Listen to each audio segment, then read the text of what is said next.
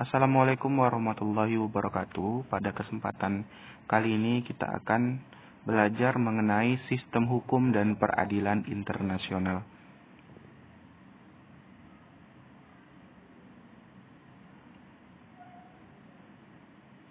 Adapun indikator yang ingin dicapai dalam pembelajaran ini yaitu menguraikan pengertian sistem hukum dan asal mula hukum internasional.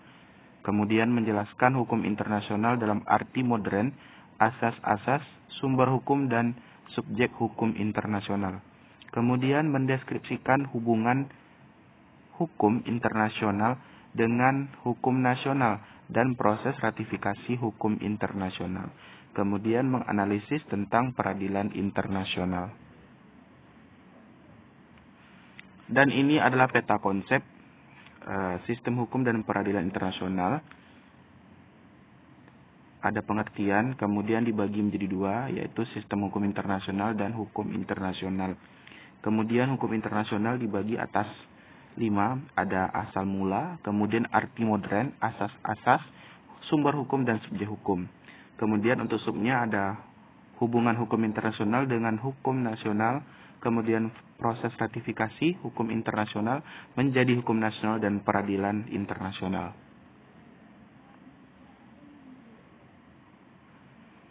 Sistem hukum dan peradilan internasional.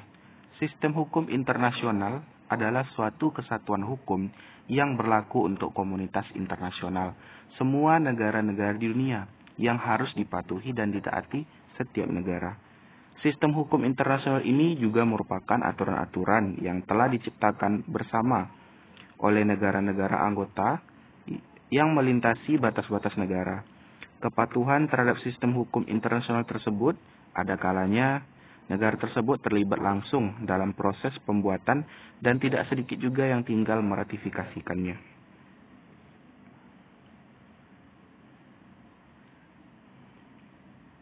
Kemudian pengertian hukum internasional. Hukum internasional atau HI adalah bagian hukum yang mengatur aktivitas berskala internasional. Di sini ada menurut beberapa pendapat para ahli, yaitu menurut J.G. Stark, Wirjono Prodjodikoro, dan Muhtar Kusumaatmadja. Sebelumnya di pengertian hukum internasional ada di sini kata kunci yaitu ratifikasi. Ya. Ada kata kunci mengenai ratifikasi.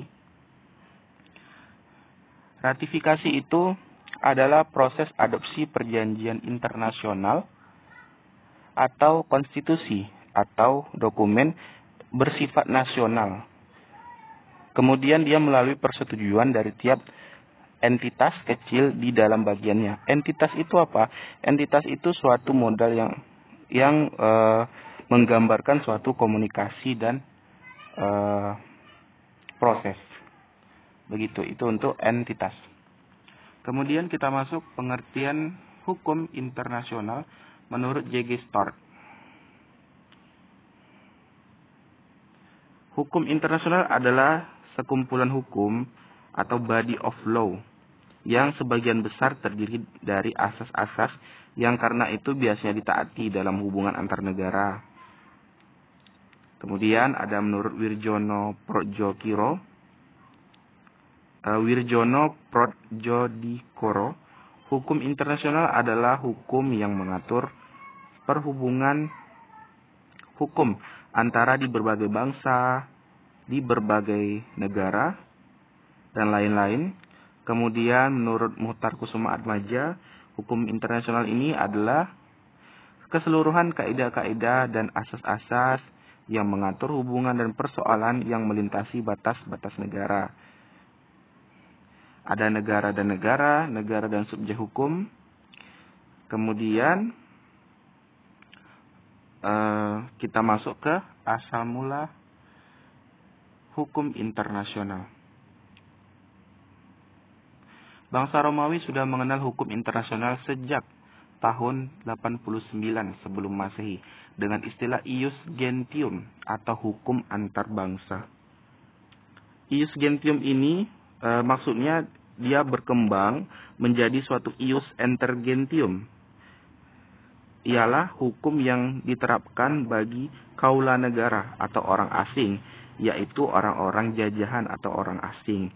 Kemudian berkembang lagi menjadi Volksrecht bahasa Jerman, kemudian Droit des gens bahasa Prancis, dan Law of Nation atau International Law dalam bahasa Inggris.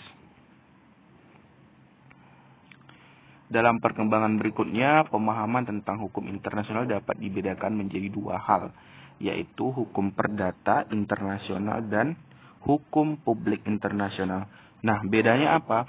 Hukum perdata internasional yaitu hukum internasional yang mengatur hubungan hukum antara warga negara, suatu negara, dan warga negara dari negara lain. Dalam hal ini antar bangsa. Hukum publik internasional yaitu hukum internasional yang mengatur negara yang satu dan negara lain dalam hubungan internasional, yaitu hukum antar negara. Kemudian kita masuk hukum internasional dalam arti modern. Terwujudnya hukum internasional yang kita kenal sekarang merupakan hasil Konferensi Wina tahun 1969. Adapun hukum tertulis kita dapat membagi ke dalam 3 kata kunci, yaitu bahwa ruang lingkup hukum internasional. Maksudnya apa? Hukum internasional ini hanya berlaku untuk perjanjian-perjanjian antar negara saja. Kemudian menghasilkan suatu perjanjian tertulis. Maknanya apa? Menghasilkan suatu perjanjian tertulis itu lebih dikenal dengan nama Vienna Convention on the Law of Treaties. Kemudian perjanjian internasional tertulis maksudnya di sini adalah perjanjian internasional tertulis tunduk pada ketentuan hukum, kebiasaan-kebiasaan internasional, dan jurisprudensi atau prinsip-prinsip hukum. Kemudian kalau hukum tidak tertulis kita mendapati 4 kata kunci. Yang pertama masih terdapat hukum kebiasaan internasional. Maksudnya apa? Hukum tidak tertulis ini dia itu ruang lingkupnya hanya untuk perjanjian antar negara saja. Kemudian perjanjian antar negara di sini maksudnya bagaimana? Perjanjian antar negara dengan subjek hukum lain ada pengaturan sendiri seperti perjanjian antar negara dan organisasi internasional. Dalam perjanjian tidak tertulis, maksudnya di sini apa? Dalam perjanjian tidak tertulis lebih dikenal dengan International Agreement Not in the Written Form. Contohnya adalah Prancis pada tahun 1973 mengadakan percobaan nuklir di atol Aruba yang banyak menuai protes dari negara lain. Bahkan masalahnya diajukan kepada Mahkamah Internasional di Den Haag, Belanda. Selanjutnya, negara Prancis. Negara Prancis ini masuk kepada kata kunci nomor 3. Negara Prancis ini bagaimana? Negara Prancis ini tidak lagi melakukan percobaan sejenis, dan bila ingkar janji, negara lain dapat menuduh dan memprotes mengadakan tuntutan kepada negara yang bersangkutan. Baik, sekian dulu materi kita pada hari ini. Sampai jumpa di pertemuan selanjutnya. Kita akan menyambung materi daripada yang dijelaskan hari ini. Terima kasih. Assalamualaikum warahmatullahi wabarakatuh.